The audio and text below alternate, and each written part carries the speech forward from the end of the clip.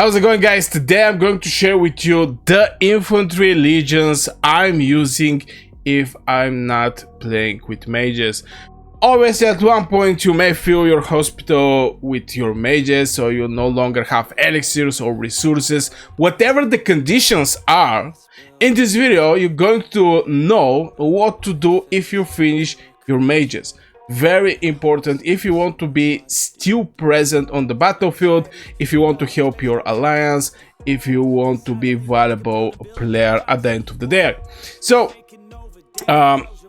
it's going to be two type of videos. It's going to be one for the cavalry, one is going to be for the infantry. Right now I'm doing for the infantry, what kind of legions currently I'm running and why I'm actually running these legions, what is the benefits to have this and that heroes put it together, so you understand the essence of the fighting in Call of Dragons if you finish your mages. Very important to point out, because I still believe mages are giving the best value so far in Call of Dragons in form of traits, how many you get in the hospital, how many enemy you get on the hospital from your and the enemy side. So first thing first is I have two approaches.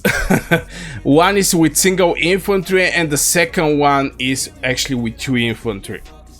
I'm going to share also the conditions I'm actually using two or when I'm using a single infantry. Now, single infantry I'm actually using when we're having a solid presence on the battlefield. What I mean by that is I'm going, when I make like multiple legions, I'm going with Lilia, Thea, Bertrand, Tohar, Goresh, Kuma, and Yuming with Grumara, and also Musiang with Velin. This is one of the legions that I already have prepared right here. Now, what I'm doing with these legions is basically with single infantry.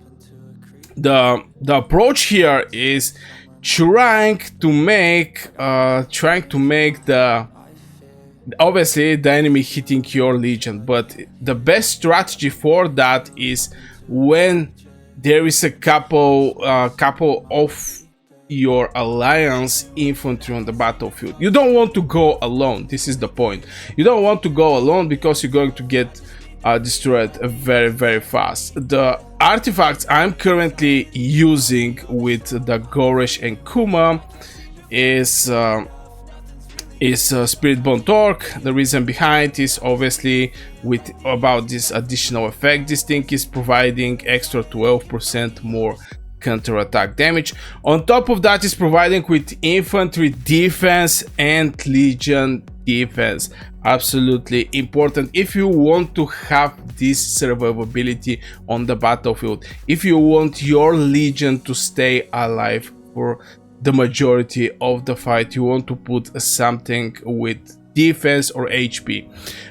When we go to the two infantry legion approach, we're going to be more aggressive, okay? So stay with me. We're going to be way more aggressive with our approach on the battlefield, and still we're going to get very decent traits at the end of the day. So yeah, the first thing is Spiritbone Torque. Defense, if you can get an example of this one, is also very nice. Mine is actually level 2. I'm waiting for events to make it level 3, level 4. I didn't get lucky in the previous Forge of Light over this artifact, but yeah, for me the target was to make my, for example, Mirage Orb, Dragon's Fate, also Infernal Flame. For me was target to make these artifacts level 5. Obviously my Infernal Flame is still not level 5, but I'm going to get the last level from the Titan Legacy.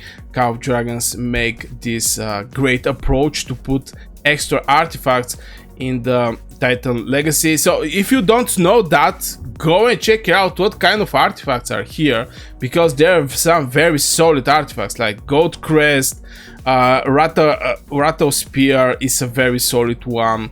Visage of the Sanctum if you want to run like Mutea and Infernal Flame. Very solid. And Spring Blades. Spring Blades was there before, but yeah. You're having very solid artifacts. So I'm going to make my Infernal Flame level 5 at the end of the season, or after, I don't know how many do we have, like after 26 rewards I'm going to have my Infernal Flame level 5. But anyway, this is the artifact for my Goresh with Kuma. The reason is simple. We are looking to make more merits with a single infantry. This is the best builded infantry legion right now in Call of Dragons. Now some people are going to say, yo Burgas, I get this question a lot and I'm going to answer it right now, and this is, should the Goresh be a commander or should be the Kuma commander? And I'm going to share with you the difference. One is actually giving you more counterattack. Your legion deals 4% more counterattack because it's having the PvP tower tree. Here is the rally tower tree if it's a Goresh one. On top of that is giving you this extra damage do, 3%, very nice. But for me personally, I prefer to go with Goresh. The reason behind is having the tank down tree is also very solid in my opinion. When your legion is hit with a normal attack, they have 10% chance to reduce the hero skill damage by 8% for 5 seconds. We're knowing that we're jumping in the mage mess majority of the cases when we're attacking, or the range legions is not that much marksmans. Majority of the cases is actually mages, so you want to reduce this damage taken.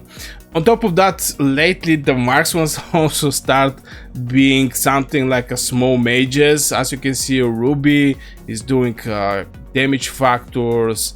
Who else? Sky One is also with damage factor. I mean, we're no longer have heroes like Sindri and Frygar. Sindrian that is boosting is giving you second normal attack. Frygar is giving you critical.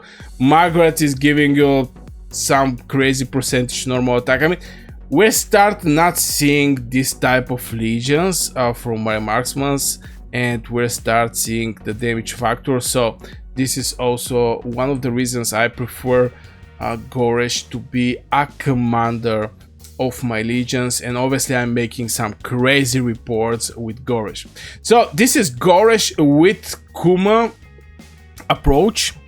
Goresh with Kuma approach. Now where I'm going with 2 infantry.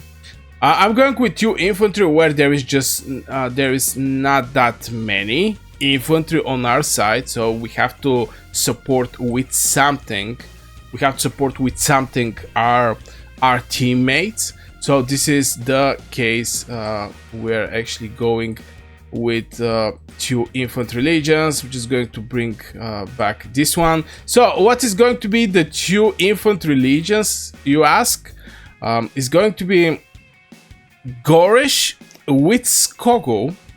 I think a lot of people invest in Skogo. There is a reasons behind. Even first of all, if you're looking to make like 3 cavalry legion and 1 infantry, Skogo is having the mobility tower tree, and also you can go with this artifact that is giving the march speed and boosting everybody. Yeah, this is Springbird Feather. It's also giving legion march speed and legion HP.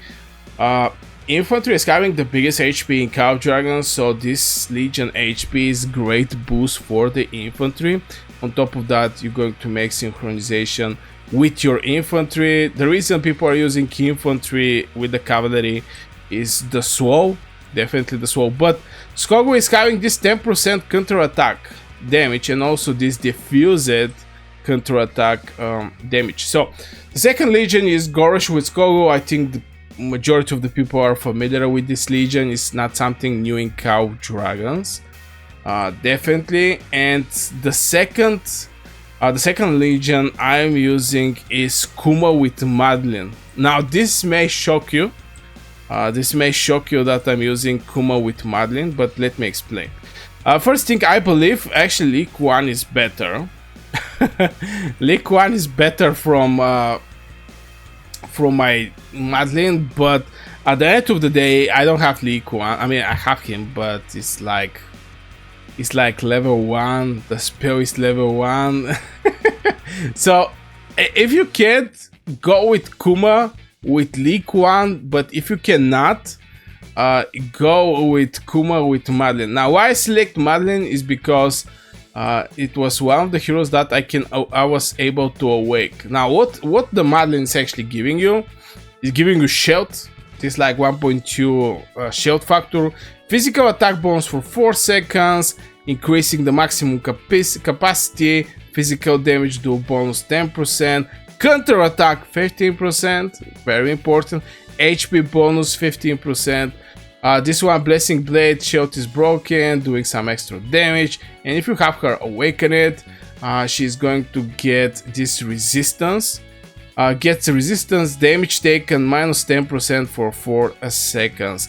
I think this is a very solid, this resistance that she's getting, because it's damage taken that include artifacts, including normal attack, including hero skill damage, including all kind of damage that the Legion is receiving. On top of that, if you have Kuma as a commander, obviously Kuma is going to provide you with some defense and a lot of attack. By the way, Kuma is giving you so much attack when she is like, yeah, draining the HP. We all know that, but this one is very interesting. 10% attack for every Legion that is in the battle, up to maximum 100%. When the hero Legion defeats an enemy Legion, the hero Legion receives 20% more healing. But yeah, if you jump around 10 Legion, you're going to get like 100% Legion attack. Absolutely crazy. And Awakened is when you get this one. Every hero, including talents, the Legion get 20% HP for 3 seconds. Effects can be triggered once every 5 seconds. So Kuma with Madeline, I use Storm Arrow. This is the aggressive approach I was talking about in the beginning of this video. Is I'm using Kuma with Madeline, and I'm using Goresh with Skogo. Obviously the Goresh and Skogo, I'm even having them on fast click.